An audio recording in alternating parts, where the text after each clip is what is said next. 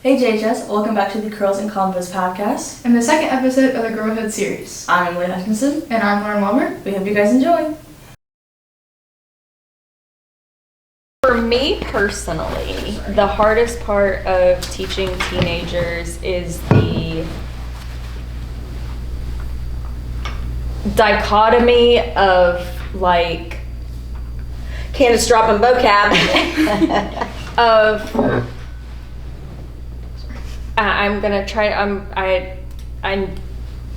to say this in a way that makes sense and that also doesn't get me in trouble, but like it's like on the one hand we're supposed to have these really high expectations and like you're basically like you're almost adults, like let's be honest, and you have jobs and you drive cars and you can like babysit kids, but then on the other hand, like if I walk out of the room to go pee and something happens, I'm in trouble because it's like, oh, well, they're children. You should have been watching them. And it's like, well, which is it? Like, or not.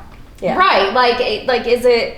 And so I have a hard time with that. Like, we have to be very careful, like teaching English about like, people get fussy about bad words in books, but it's like, have you came in the lunchroom and listened for 5 minutes? Right, exactly. And so it's like we like to put our nose in the sand about some of these things, but it's like the things that I teach, like I have meaning and there's greater value. It's not like I'm just throwing things out there for no reason. And so I don't like that cognitive dissonance between like, well, which is it? Are they young adults who are responsible enough to do lots of things, or are they kids that we need to coddle? Because I have a hard time with that weird gray space. I think that maybe it's just English.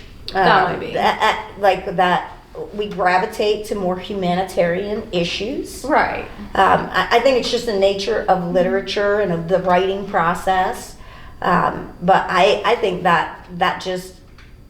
It's really difficult because if you're trying to connect, like one of the primary things we are taught as educators is what you teach has to have meaning to students' lives.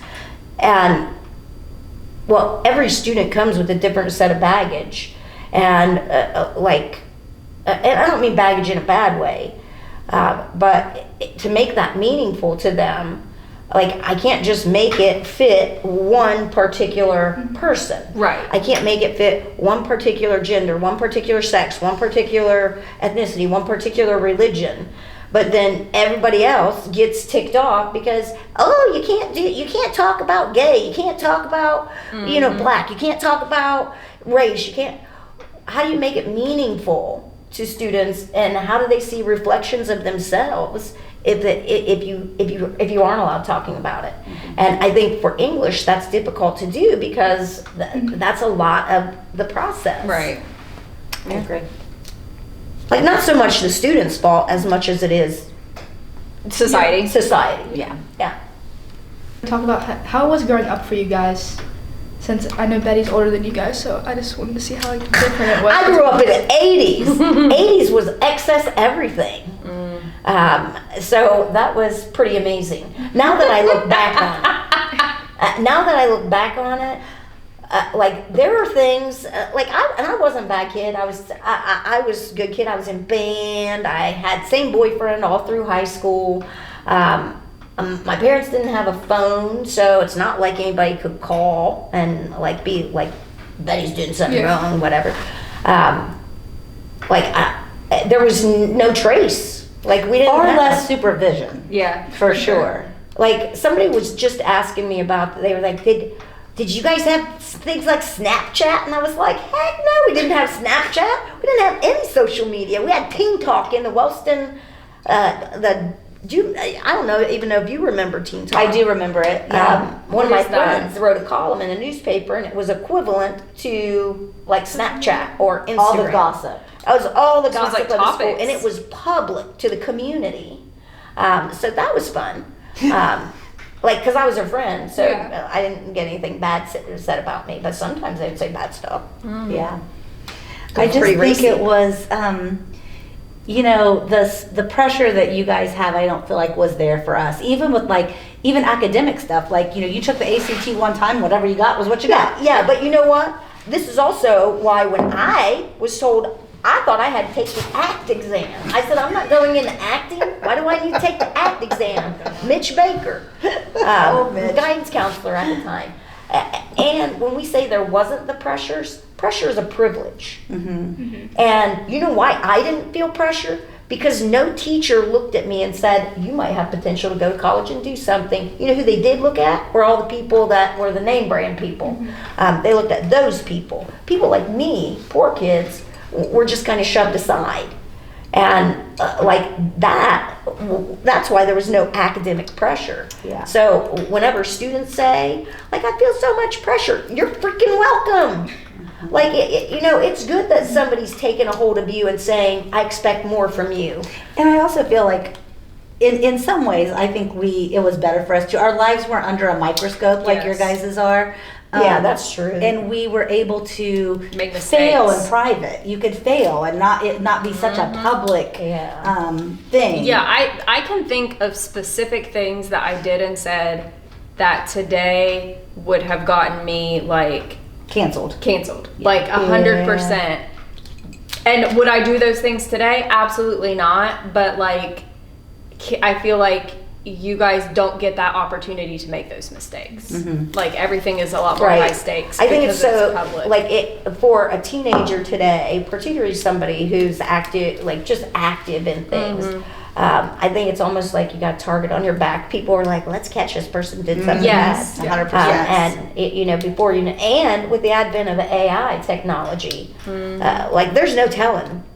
People just make stuff up. I am a millennial, so I grew up in the late 90s, early 2000s. I graduated in 2004. So Just to preface, I'm a Gen Xer. Me too. I got a phone. It was one of those brick Nokia phones, you could throw it at a brick wall and it wouldn't shatter.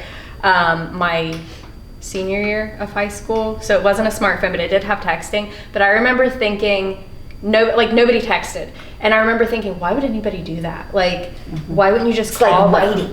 Yeah, why wouldn't you just call somebody if you wanted to talk to them? And I remember I had a friend who was out of high school, and he called me during lunch, and I remember sitting at the lunch table just having a conversation, but none of the there were no rules for phones because it was so new, or at least in Oak Hill it was. I guess we kind of run 10 years behind everybody else. I still had a pager in college. I didn't have a cell phone. Oh my God. I had a bag phone. Ooh. A bag phone. I thought I was living large. I was like, look at me, cutting edge.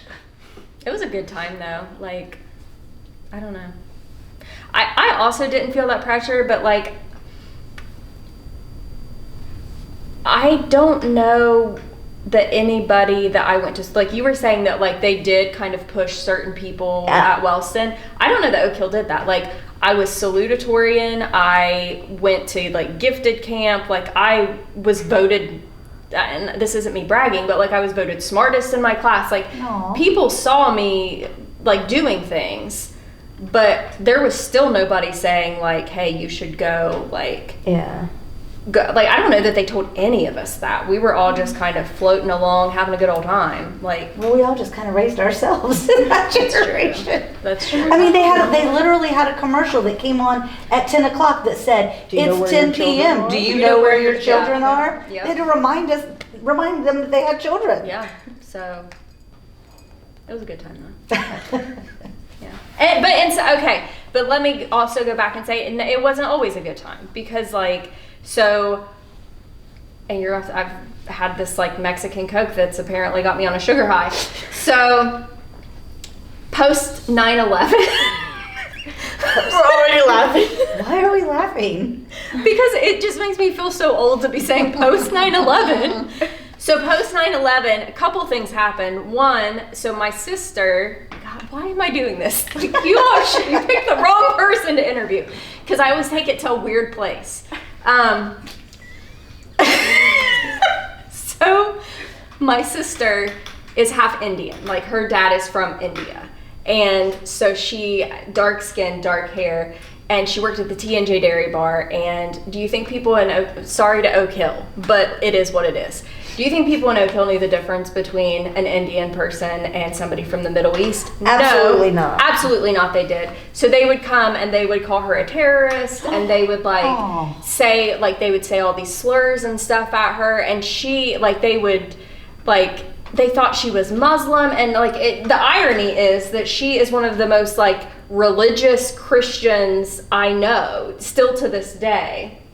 But they made all these assumptions about her. So like that was also the early 2000s. And I also graduated at the height of the opioid epidemic. So like Appalachia as a whole got hit, but like these guys I went to high school with, like one of them, he played football and he had like busted up his knee and used to get like cortisone shots in his knee or whatever. Well, then they started giving him OxyContin, and he ended up going into the military and getting blown up over there. But like he comes back, like he survived it, and he comes back and then he starts shooting up heroin because it was cheaper and his pain was so much higher, and he had already been addicted, and like he died. And I can go through my high school yearbook and there are so many people dead of overdoses, and so that's also the early 2000s. So it wasn't all like sunshine and roses, you know. Or like if you watch, there was a documentary that was made about Woodstock 99, and it talks about all of the like sexual assaults that took place at Woodstock 99, and I think like, and it talks about like how a lot of the bands at the time were very like, there were sexist overtones, and so I think like, you know, we didn't talk about stuff like that, or at least I didn't know anybody talking about sexual assault. Yeah, so, things like mental health, sexual abuse, like sexual discrimination, stuff like that was not part of a daily conversation. No. It wasn't when I was in school. It wasn't in the home something that was talked about. No. I think that's one of the things that we've done well. Yes. We've made it a point to like not treat mental health issues like dirty little secrets like it was previously. I think we see big changes in that area. Yeah, for sure. So like, what was your most difficult thing like growing up as a girl? Whew. Growing up as a girl? I never, oh God, you shouldn't ask me questions. Like, growing up as a girl? Well, like, if you want a real answer, like, I never felt safe. Like, I have never, only into like being in my 30s have I felt safe in my body. Like, I have always walked around with a sense of like somebody could get me at any point and I have to be like on guard. And also so my mom was a boomer. She is a boomer. And she's very repressed. Like, you know, you didn't talk about certain things. So like my mom to this day, this woman is in her 60s and will not say the word tampon. She would say, when I was in high school, she'd be like, do you need those things? Like, so like, it, you know, I feel like people, and maybe it was just her, but I feel like, you know, nowadays, like, and that is why as a teacher, like, I keep tampons on my freaking desk. Like, I don't care because I want that kind of stigma to go away. Now my mom was the exact opposite. My mom's 90. And when I was 14, I started dating a guy. It took less than 2 weeks, and she was like, "We're going to Planned Parenthood." That's awesome. That is awesome. And I was like, "But Mom, I'm not doing anything." And she's like, "I don't care if you are or you aren't." So. Good for her. And my mom was my dad was a different story, but my mom was very much forward thinking. I think she always has been. I think she was required to be somewhat more progressive. Like, she worked 2, sometimes 3 jobs, and like, she never had, like, that's the thing I think about growing up as a girl for me, that you were never seen. as equal. And I think for me, when I hear the issues about women's rights going on today, it takes me back to a time when I was so proud of how much progress we have made, like for women. But the things that people like the reversal of Roe v. Wade, or like equal pay, or just what you see out on Twitter, X now, about how like women are valuing their career more than they are, valuing having children. Well, you know what? Give us a break. Like, we can do both. We can value having a family and we can have a career. 100%. But we should not be chastised and ostracized because we choose to have a career. Like, the worst thing I think a young girl could ever do is set herself up to be dependent on a man. I think that you need to be able to say to a person, and to be fair to that person, the guy, that I don't want to be with you for you to support me. I'm choosing to be with you because I love you. Yeah. Because if something happens on down the road that guy leaves, you're going to be out of luck and not have a career and have to go on public assistance. And then all the people who wanted you to have babies to begin with are going to be then chastising you for taking their tax dollars. So they need to value education over like, oh, you should have kids and you should do this and you should do that. And it was really hard, I think, growing up like in the 80s, because it was very much a culture of masculinity. Well, what year were you born, Betty? 1971. So when Betty was born, now you'll have to fact check me on this, but you, a woman could not have a credit card Right. without a man's signature. Yeah. I mean, I my think it was mom, in 73 was when. yeah, my mom lived through all of this. And like, there's a reason my mom's 90 years old and she just recently went to get her driver's license this past May, and she passed her test. What? Did she have to do, like, did she have to do the driving part? No, she just had to do the eye thing and all that other stuff. But like I said, Mom, you don't even drive. Why do you want that license? And she said, because it's my identity. Like, she said, it's the same reason that, like, when she was even a young woman, like in her 20s and 30s, like she didn't really own anything. She didn't really have anything that said, this is who I am. Yeah. Like, she was my dad's wife. And when she got her driver's license and when she got her first credit card, like, that to her was like monumental. And I think that she has such a hard time today looking at like young girls particularly who don't understand what it was like, and they're not screaming at the top of their lungs, stop taking my rights away. They're just going along with it. You know what I mean? Well, like, she sees that reversal and she's like, why aren't these young girls out there marching in the streets? Why aren't they burning their bras and demanding? Right. Like, because she actually lived through that. Yeah. Well, I have a friend who had a hysterectomy 10 years ago, maybe not even that long, and still, and I don't know if this is the practice at all hospitals, but she still had to get her husband's signature to say it was okay. Yeah, when I had Maya, What? well, when I had What? when I had Maya, I told him, like, I had said, because they had said, do you want to get your tubes tied? Yeah. And I said, well, I'll think about it. They said, well, we'll need your husband to come in and sign off if you choose to have that.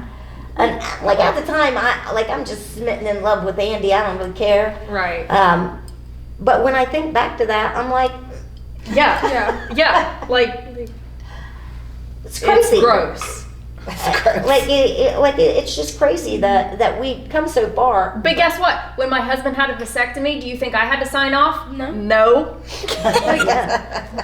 Yeah, no, she's so mad. Like, So, when you guys were growing up, what were your like favorite fashion trends, like music and?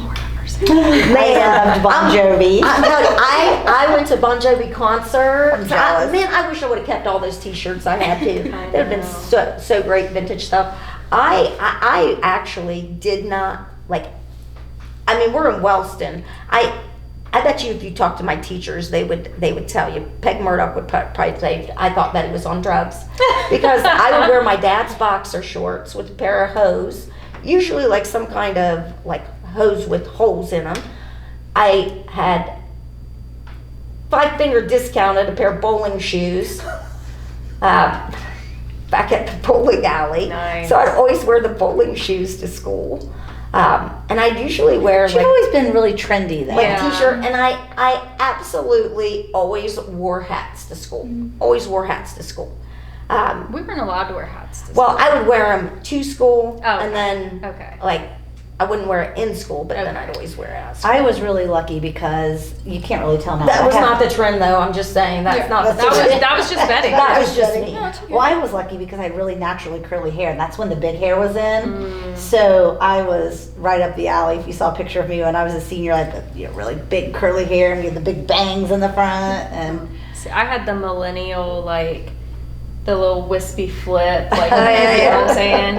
And, I don't know, I feel like, I just remember, like, I would go to Goodwill a lot and get, like, baby t-shirts, and I wore, like, really low-rise, gosh, I like, hated that off trend. my hips jeans that, like, flared at the bottom. Like, that, it was like did that. you have the whale tail?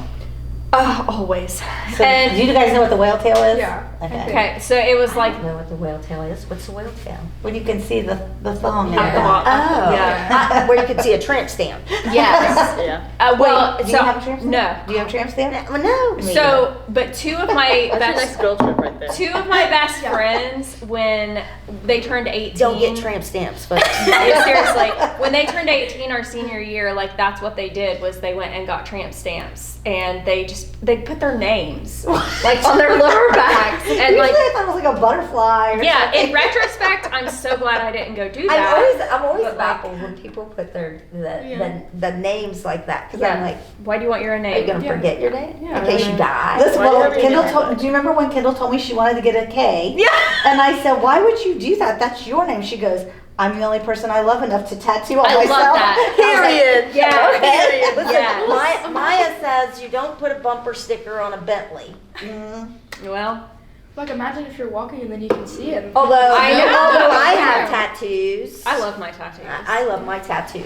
I can't wait to get tattoos. Me too. They make The me other day, I happy. asked my mom, I was like, you want to get matching tattoos? She said, you're not 18. I said, okay. Ma'am. Thank you guys for watching episode 2 of the Girlhood series. We'll see you next Wednesday for another episode of our Girlhood series. And this Friday for a new video with some very special guests. I'm Emily Hutchinson. I'm Lauren Walmer. 3, 2, 1. Peace out.